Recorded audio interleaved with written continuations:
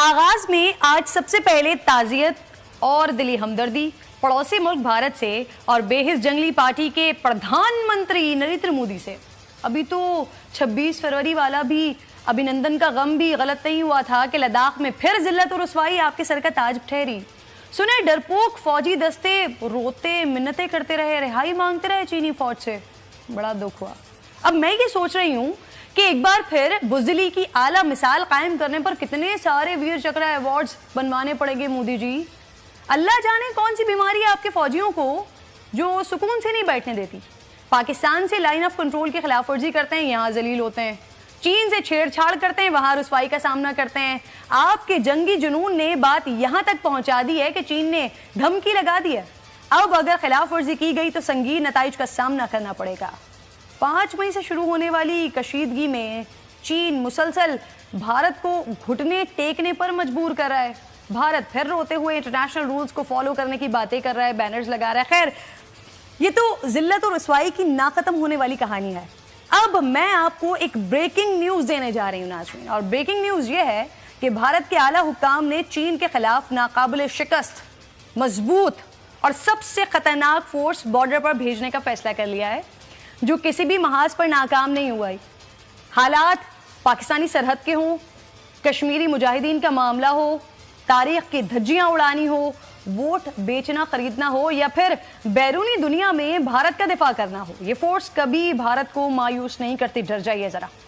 इस फोर्स की क़यादत जनरल सनी देओल कर रहे हैं। Major Ajay Devgn, general Akshay Kumar, colonel Abhishek Bachchan, brigadier John Ibrahim, major Siddharth Mishra, commando retired brigadier Suniel Shetty और रिटायर्ड कर्नल अनिल कपूर भी इस दस्ते का हिस्सा हैं। रॉ एजेंट कतरीना कैफ भी भरपूर तैयार हैं और इस मायानास फोर्स को बॉलीवुड फोर्स कहते हैं। असल मैदान में तो फौजी रोते बिलखते मिन्नतें करते नजर आते हैं। अब फनकार ही फनकारियां करेंगे, मैदान मारेंगे। क्यों मोदी जी? ये अल्हम्दुलिल्लाह जिस तरह से आपने बात का आगाज किया कि उस वक्त कितना मुश्किल हो गया था, भारत की जानिब से किस तरह से धमकाया जा रहा था, तो भारत की बुज़दिली माशाल्लाह आज तक जारी है। लेकिन मैं सलाम पेश करती हूँ उस वक्त से लेकर आज तक की जुर्रत को, आज तक की बहादुरी को, आज तक की शुजात को, कि अल्हम्दुलिल्लाह हमारे बॉर्डर पर मौजूद हमारे फौजी जवान के आज हम सुकून से सोते हैं, ये सोच कर के हमारे मुहाफ़िज़ हमारी हिफाजत के लिए और भारत जैसे बुज़दिल पड़ोसियों से बचाने के लिए मौजूद हैं। सर, अगला सवाल, क्योंकि भारत के हवाले से ही मैं आपसे इस पर बात करना चाह रही थी। लद्दाख में जो हुआ है भारत के साथ, सर, जैसी उनकी पिटाई हुई है, क्या समझते हैं अमजद शुएब साहब? ये यही जबान समझते हैं? हमें भी कुछ इसी तरह की जबान का इस्तेमाल करना चाहिए क्या? देखिए, मैं आपके सामने मवाजना करता हूँ। देखिए, मेरा यानी उसी से आपको अंदाजा होगा कि भारत कौन सी जबान समझता है। पाकिस्तान का जब भी जिक्र आता रहा, आप देखिए वहां पे वो जीडी बख्शी साहब, एक बड़ी बड़ी मूछों वाले उनके रिटायर्ड जनरल, उनको हिस्टीरिया हो जाता है। पाकिस्तान का नाम लेते ही लगता है कि उनको भिड़ काट गई है। लेकिन इतने दिनों में जो उन्होंने चाइना का हुआ तो उनको सांप सूंघा हुआ है, यानी आवाज ही नहीं निकलती इन लोगों। उनके चीफ ऑफ आर्मी स्टाफ ले लें, chief of air staff, naval staff, Pakistan के लिए वो हर वक्त ये कहते रहे, क्योंकि पाकिस्तान ने जबान में उनको समझाया नहीं, चाइना ने जमीन पे कर दिया और ये अब मुंह देख रहे हैं। ये तो उनको बड़ा मजबूरन बयान देना पड़ा कि जी हिंदुस्तान 1 इंच भी पीछे नहीं हटेगा। भाई, ये पीछे हटने का तो काम नहीं, आगे जाने का काम है, क्योंकि वो आ गए हैं आपके इलाके, वो उस इलाके में आ गए जो मुतनाज़ा है, जो समझते थे कि उनका है, उन्होंने आके तो उस पर कब्जा किया है। तो बात ये है कि ये वो लोग हैं जो कि वही जबान समझते हैं जो चाइना जिस जबान में इनसे बात कर रहा है। हकीकत यह है कि ये आज दिन तक इनको 2 चीजें हैं जिन्होंने पाकिस्तान के बारे में गलतफहमी में डाला है।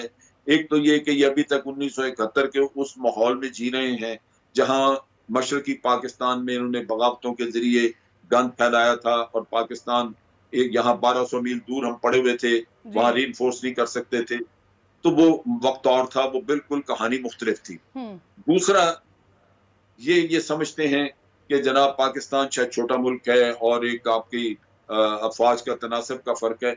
ये नहीं जानते कि पाकिस्तान दिफाई एतबार से हर लिहाज से एक बड़ा मुसल्लमा दिफाई मुल्क है, या आप ये कह लीजिए कि उसकी अहलियत नाकाबिल तस्खीर है। दुरुस्त। तो भारत को सिर्फ फर्क इतना है कि ये आज के दौर में हम जाहिरियत नहीं कर रहे, लेकिन जाहिरियत अगर की गई तो जवाब दिया जाएगा। सर बिल्कुल तो बिल्कुल आप सही कह रहे हैं कि हमारी अगर हम अखलाक का मुजाहरा करते हैं, अगर हम ये मुजाहरा करते हैं कि बैठ के टेबल टॉक की जाए, तो इसको हरगिज हमारी कमजोरी न समझा जाए। और आपने बड़ा दुरुस्त फरमाया कि लातों के भूत कभी बात है। इसी तरह हम देखते हैं कि अगर यूरोप की बात करें, यूरोपियन यूनियन की बात करें, वो लास्ट ईयर जो है नवंबर दिसंबर में एक पूरा 27 मेंबर्स का फार राइट के जो मेंबर्स थे उनका डेलीगेशन श्रीनगर लेकर गए। फिर वो वहाँ की यूनिवर्सिटीज़ के साथ बहुत ज़्यादा कोलैबोरेट कर रहे हैं, सहाफ़ियों पे सरअंदाज हो रहे हैं। तो उन्होंने तो एक undeclared war of narrative Pakistan पे मुसल्लत की भी, और वो हर वक्त पाकिस्तान को बदनाम करते हैं, न्यूक्लियर प्रोग्राम को हमारे बदनाम करते हैं, सीपेक के खिलाफ रेशा दवानियाँ करते हैं, और उसके साथ साथ जो है जाहिर है कि दहशतगर्दी से हमारा जो है वास्ता जोड़ते हैं। तो ये लड़ाई कितनी अहम है, और क्या हमारे अरबाब इख्तियार को एहसास है कि जी ये कितने बड़े पैमाने पर हमारे खिलाफ लड़ी जा रही है मीडिया पे? जी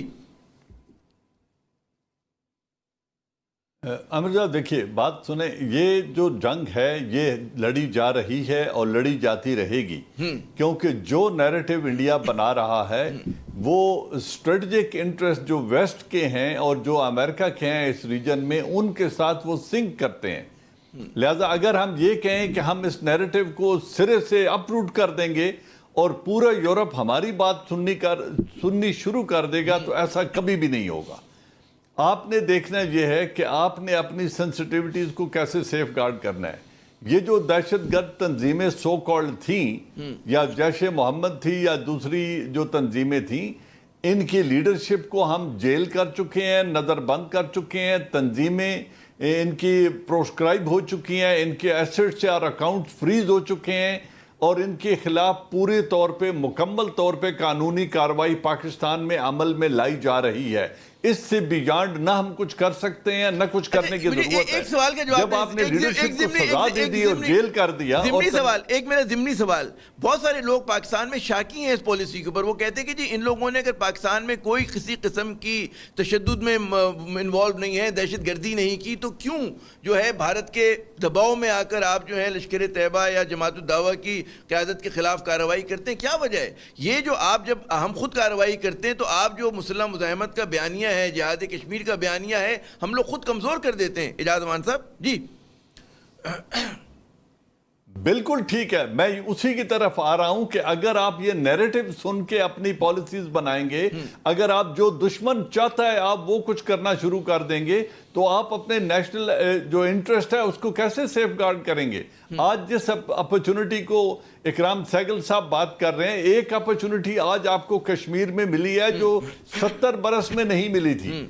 वो ये थी कि आज तक हिंदुस्तान ने इंडियन ऑक्यूपाइड कश्मीर की लीडरशिप को तकसीम रखा, और उनमें एक जो लीडरशिप थी जो Abdullah family and Mufti family थी, ये हमेशा सपोर्ट करते रहे यूनियन विद इंडिया के साथ जी, और उसमें ऑटोनॉमी मांगते रहे। हुर्रियत वाले हमेशा आज़ादी के तलबगार रहे, वो इंतखाबात और प्लेबिसिट की बात करते थे, और एक और ग्रुप था जो इंडिपेंडेंट कश्मीर की बात करता था। तो इस डिवीजन की वजह से हिंदुस्तान फ़ायदा उठाता रहा। लेकिन आज 370 और 35A के रिवोक होने के बाद तमाम तर कश्मीरीज एक तरफ खड़े हैं, उनकी शनाख्त उनसे छीन ली गई है। अब उनमें से कोई भी लीडर हिंदुस्तान के साथ खड़ा नहीं हो सकता। पूरी अपनी शनाख्त खोने के बाद और पूरी जो कश्मीरी अवाम है उसको इग्नोर करके उनके मफादात के खिलाफ हिंदुस्तान के खिलाफ खड़ा नहीं हो सकता। फिर वो 80,000 लाशें उठा चुके हैं, इसमत दरी हो रही है, पैलेट गन्स यूज हो रही हैं, और आज 9 माह से वो एक ओपन एयर जेल में कन्वर्ट हो गया कश्मीर। तो इन हालात में जो मैंने पहले बात की थी कि एक अपॉर्चुनिटी है कि इस वक्त ये इसको कैश करें और उम्मीद दिलवाएं उनको, क्योंकि हम स्टेक होल्डर्स हैं। अच्छा, ये जो हमारी यहाँ बात हो रही है, हमारी नहीं है हमारी बात देखें एजाज अमान साहब, इकराम सहगल साहब भी कह रहे हैं कि जी बहुत बड़ा मतलब है, मौका है, अपॉर्चुनिटी है। आप भी ये फरमा रहे हैं कि जी कैश करें हालात को। ज़ाहिर कैश अगर करने की बात हो रही है कमर चीमा साहब, तो उसका मतलब है कि अमली मदद की जाए, और जो हम लोग दुश्मन के बयानिए पर उनके दबाव में आकर अपने मतलब है अपने ही लोगों के खिलाफ कार्रवाई करते हैं, ये एक सवालिया निशान है। और फिर जो एक नैरेटिव की लड़ाई भारत ने पे मुसल्लत की है, क्या हमारे अरबाब इख्तियार को आपके ख्याल में उस पर नज़र है, कोई इसको काउंटर करने की कोई मनसूबा बंदी है? नहीं है?